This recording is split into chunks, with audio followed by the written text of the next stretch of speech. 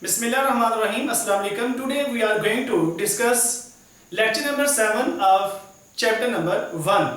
हमने एक टॉपिक शुरू किया हुआ है लेवल्स ऑफ बायोलॉजिकल ऑर्गेनाइजेशन. उसका सब टॉपिक हमने डिस्कस किया था last time, organelle level, cell level और टिश्यू लेवल. आज फ्रेंड्स हम डिस्कस करने जा रहे हैं ऑर्गन एंड सिस्टम लेवल. तो आइए देखते हैं कि ऑर्गन क्या होता है. इससे पहले कि हम ये टॉपिक शुरू करें, मैं थोड़ी सी आपके साथ एक समरी डिस्कस करना चाहता हूं. तो स्टूडेंट्स, हमने लास्ट टाइम ये बात डिस्कस की थी कि सब एटॉमिक पार्टिकल्स मिलते हैं. सब एटॉमिक पार्टिकल जब मिलते हैं तो इनसे क्या बनता है, बोले एटम.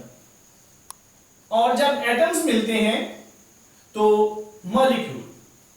हमने डिस्कस किया था कि मॉलिक्यूल दो तरह के होते हैं. कौन कौन से? माइक्रो और मैक्रो मॉलिक्यूल्स. तो जब मॉलिक्यूल्स मिलते हैं तो हमने डिस्कस किया था कि इससे ऑर्गेनेली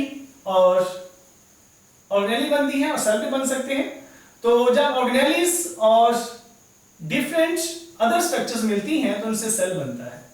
तो सेल के मिलने से टिश्यू बनती है. तो फाइनली टिश्यू के बाद आता है ऑर्गन.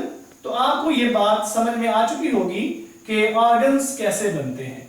इसका मतलब यह है कि अगर हम ऑर्गन की बनावट की तरफ देखें तो हमें पता चलेगा कि इसमें टिश्यूज होती हैं. तो आइए हम देखते हैं कि ऑर्गन कैसे बनते हैं. ऑर्गन कैसे बनता है? Several tissues combine together in multicellular organism to form an organ. तो हम ये भी कह सकते हैं कि organ is a part of body of multicellular organisms having recognisable structure. यानी कि हर एक ऑर्गन की अपनी एक मखसूस स्ट्रक्चर है और उसका मखसूस फंक्शन है. एग्जांपल देखते हैं. इन केस ऑफ एनिमल्स, जैसे skin is the largest body organ, जैसे लीवर है, किडनी है और स्टमक है. एनिमल्स में ह्यूमन बॉडी में सबसे छोटा ऑर्गन पीनियल ग्लैंड है, that is present at the centre of brain. In case of plants, root एक ऑर्गन है, फ्लावर ऑर्गन है, स्टेम और लीफ ये भी एक अलग-अलग ऑर्गन्स हैं. तो हम इसकी थोड़ी सी डिटेल पढ़ लेते हैं. स्टमक एक ऐसा ऑर्गन है जो दो तरह की टिश्यू से मिलकर बना हुआ है. हम ये कह सकते हैं कि इसके अंदर मस्कुलर टिश्यूज हैं, मस्कुलर टिश्यूज, और स्टूडेंट्स इसमें ग्लैंडुलर टिश्यूज है. ग्लैंडुलर इस वजह से कहा गया क्योंकि इसके अंदर ग्लैंड्स होते हैं, या इनको हम एक और वर्ड दे सकते हैं, एक और वर्ड से पुकार सकते हैं, इसका नाम है एपिथेलियल टिश्यूज. याद रखिएगा स्टूडेंट्स. मस्कुलर टिश्यू का काम क्या है? स्टमक में मस्कुलर टिश्यू का काम क्या है? That is movement of food. और इसका काम mechanical digestion of food, mechanical digestion, and the next one that is a mixing of food. Food की मिक्सिंग करता है किसके साथ? एंजाइम के साथ. मैकेनिकल डाइजेशन कहते हैं ऐसी डाइजेशन जो मूवमेंट की वजह से हो, और इनकी मूवमेंट की वजह से फूड एंजाइम के साथ मिक्सअप भी हो जाती है, जिसकी वजह से फूड और ज्यादा आसानी से डाइजेस्ट हो जाती है. दूसरे स्टूडेंट्स में टिश्यूज हैं ग्लैंडुलर टिश्यूज. ग्लैंडुलर टिश्यूज ऐसे टिश्यूज हैं जिसमें ग्लैंड्स पाए जाएं. कौन से ग्लैंड्स? डाइजेस्टिव ग्लैंड, जैसे कि गैस्ट्रिक ग्लैंड. गैस्ट्रिक ग्लैंड ये हमारे स्टमक की वॉल में बेशुमार होते हैं, और इनका काम स्टूडेंट क्या है? That is a secretion of gastric juice. Gastric juice. अगर हम गैस्ट्रिक जूस के बुनियादी अज्जा देखें तो इनमें हाइड्रोक्लोरिक एसिड होता है, इनमें म्यूकस पाई जाती है, और इसमें पेप्सिन एंजाइम पाया जाता है जो कि इनएक्टिव फॉर्म पेप्सिनोजन की फॉर्म में रिलीज होता है. हाइड्रोक्लोरिक एसिड जर्म्स को किल भी करता है और स्टमक की पीएच को भी मेंटेन करता है. म्यूकस ये फूड को स्लिपरी भी बनाती है और स्टमक की वॉल को डाइजेस्ट होने से भी बचाती है. हाइड्रोक्लोरिक एसिड के इफेक्ट से और पेप्सिन के इफेक्ट से बचाती है. पेप्सिन एक ऐसा एंजाइम है जो प्रोटीन को डाइजेस्ट करता है. protein digesting enzyme. It is a protein digesting enzyme present in the stomach. तो इस तरह से स्टूडेंट ये दोनों टिश्यू मिलती हैं, मस्कुलर टिश्यू और ग्लैंडुलर टिश्यू, ये टिश्यू का ग्रुप बन गया, इससे हमारा स्टमक बनता है। अगर हम स्टमक की डायग्राम देखें तो इस तरह से आप इसकी डायग्राम स्केच कर सकते हैं। बस फर्स्ट करें, ये एसोफेगस है स्टूडेंट्स, और इस तरह से स्टूडेंट इसकी फंडस है, और ये इसके ऐसे दो पोर्शन है इस तरह से। ये इसकी जो ऊपर वाली ये कर्व सा नजर आ रहा है, ये इसकी फंडस है। स्टमक के 3 बेसिक पार्ट्स हैं, फंडस, कार्डियक पोर्शन ऊपर वाला और नीचे वाला पाइलोरिक पोर्शन। ये इसका हम इंटरनल स्ट्रक्चर शो करें यहाँ पे इस तरह से, ये आप कह सकते हैं कि इसका इंटरनल स्ट्रक्चर है, ये इसके मसल्स हैं, इसको आप कह सकते हैं कि मस्कुलर टिश्यूज हैं, और यहाँ पे ये इसकी एपिथेलियल टिश्यू या ग्लैंडुलर टिश्यूज हैं। ये आप इसको हम लेबल कर सकते हैं जी, ग्लैंडुलर टिश्यूज, ग्लैंडुलर टिश्यूज जिनका काम सिक्रीशन है, और मस्कुलर टिश्यू जिनका काम फूड की मिक्सिंग है, मूवमेंट है और मैकेनिकल डाइजेशन है। इस तरह से स्टूडेंट आप एक सिंपल सी डायग्राम स्केच करके ऑर्गन को समझा सकते हैं। इसी तरह से प्लांट्स के अंदर अगर देखा जाए तो रूट एक ऑर्गन है, फ्लावर एक ऑर्गन है, स्टेम है और लीफ है। स्टूडेंट्स आपको पता होना चाहिए कि रूट का काम क्या है। चलिए आइए देखते हैं हम।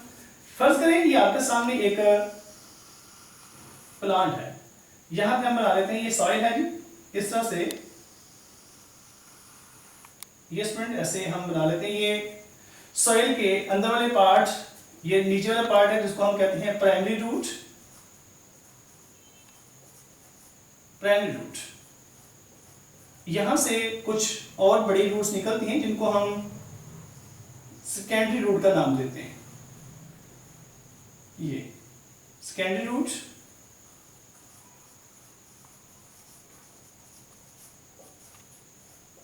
ये इसी सेकेंडरी रूट से छोटे छोटे फाइबर्स निकलते हैं बारीक से, जो कि इनकी एपिडर्मल की ही एक्सटेंशंस हैं।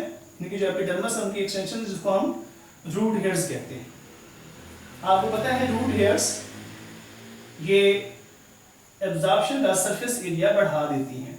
Root hairs overall root system, ये सारा का सारा मिलकर एक रूट सिस्टम बनाता है। इसका काम क्या होता है, रूट का काम क्या है, ये प्लांट को एंकर करता है।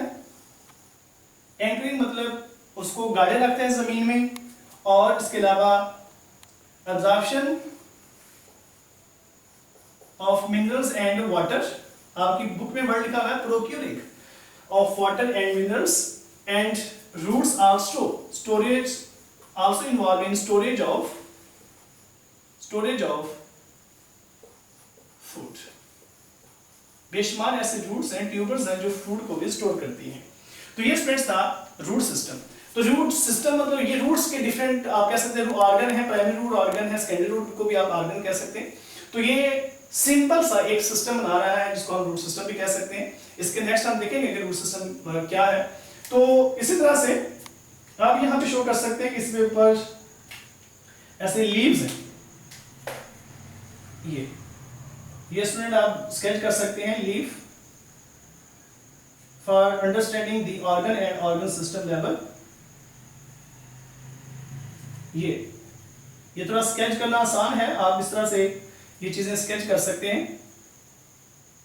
ये देखिए इस तरह से ये स्टूडेंट्स मैं लीफ बना रहा हूं, और जो लोअर लीव्स हैं वो मैच्योर लीफ हैं, और जैसे जैसे हम अपर सरफेस पे आ रहे हैं लीफ इमेच्योर बना रहा हूं, छोटे लीफ बना रहा हूं इस तरह से। It is easy to sketch. ये तो यहाँ पे हम मेरिस्टेमेटिक टिश्यू बना सकते हैं, जिससे हम ये पता चल रहा है कि प्लांट ग्रो कर रहा है। तो ये स्टूडेंट आपके सामने ये लीव्स हैं, it is a single leaf. तो ये एक ऑर्गन है, यहाँ पे आप फ्लावर बना सकते हैं ऐसे, ये क्योंकि फ्लावर भी प्लांट का एक ऑर्गन है। आप इसके ऊपर ही फ्लावर भी बना सकते हैं। ये तो आपके सामने एक प्लांट बना, इस प्लांट के अंदर आप शो कर रहे हैं, लेबल कर सकते हैं ऐसे, लीफ है, ये स्टेम है और ये फ्लावर, ये डिफरेंट ऑर्गन्स आपके सामने हैं। तो फ्लावर क्या है स्टूडेंट, ये it is a reproductive part of plant या reproductive organ of plant. Stem that act as supply line, यानी कि ये रूट से एरियल पार्ट्स की तरफ कोई चीज जानी है तो ये स्टेम के अंदर से जाएगी, और अगर एरियल पार्ट से रूट में कोई चीज आनी है तो भी स्टेम के अंदर से गुजर के आएगी, तो इसको हम कहते हैं सप्लाई लाइन है। और इसके अलावा stem provide support to the aerial part of the body of plant. तो लीफ आपको पता है it is a photosynthetic organ. तो ये स्टूडेंट आपके सामने सिंपल से ऑर्गन्स हैं प्लांट के भी, और मैंने ये आपके सामने कुछ एनिमल की एग्जांपल भी दी है, एनिमल ऑर्गन्स की, और मैंने एक आपके सामने ये ऑर्गन स्केच किया है। तो ये स्टूडेंट सारे मिलकर क्या बनाते हैं, ऑर्गन। अगर ऑर्गन्स को मिला दिया जाए, जैसे मैंने अभी ये रूट सिस्टम को ये root, primary root, secondary root को मिलाया, तो मैंने जैसे कहा रूट सिस्टम है, ऐसे ही अगर आप एरियल पार्ट्स को मिलाएं तो इससे भी एक सिंपल सा सिस्टम बनेगा जिसको हम शूट सिस्टम कहते हैं। तो आइए हम ऑर्गन के चंद एक कैरेक्टरिस्टिक्स देखते हैं।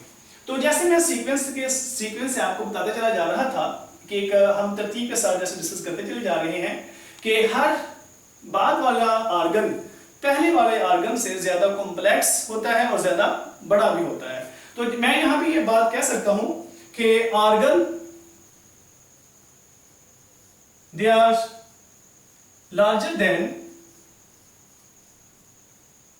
larger than tissue.